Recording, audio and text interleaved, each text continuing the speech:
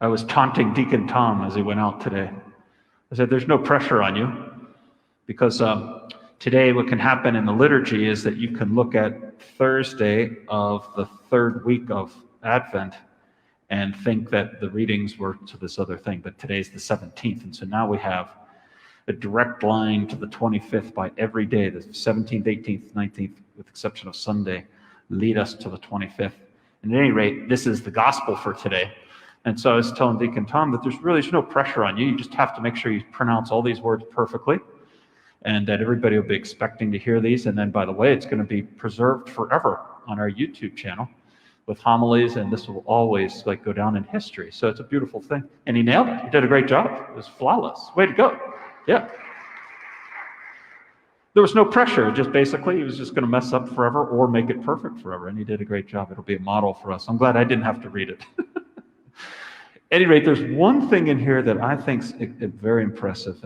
And that is, it says, Abraham was the father of Isaac, Isaac the father of Jacob, Jacob the father of Judah, and he also had 11 other sons. And thus Israel was formed out of the 12 brothers that came from Jacob. But in here, the only thing that's mentioned is Judah.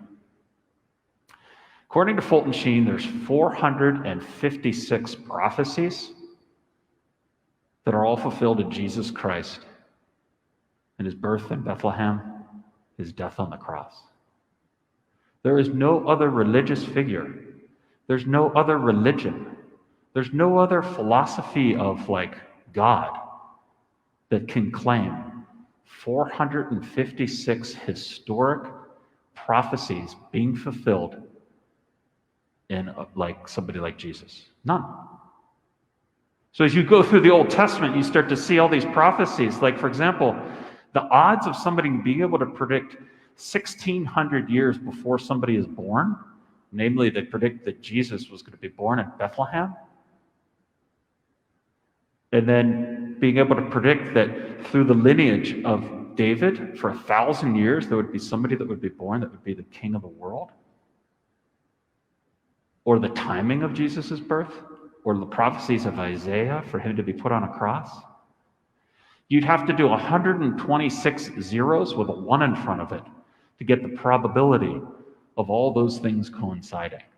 And since I can't draw 126 zeros, you do it in your own mind. I think most mathematicians would say it's pretty mind-boggling to think the odds of all of those things coinciding. And I say that because sometimes it's good for us to know that in Revelation, our reason isn't put aside or paused or suppressed. It's enhanced. It blends together with our faith. It supports the faith. As faith supports reason, reason supports the faith. And so it's good for us in our Catholicism, in the way in which God has revealed himself to respect both of our natures, of our faith side and our reason side. And it's so beautiful to just look at this reading today and hear how it says, and you, Judah, shall your brothers praise. In the original Hebrew, the word praise is not really praise, it's send a thanksgiving sacrifice to, which we only were allowed to do to God. So if any Hebrew have read this at the beginning in Genesis there, they would have said, oh, he must be doing pagan worship to his brother. But we know that Judah represents Jesus, and that in the end, the ultimate thanksgiving praise is actually being fulfilled every time we celebrate Mass, which the word Eucharist stems from that very sacrifice of thanksgiving that we offer to God through Jesus Christ.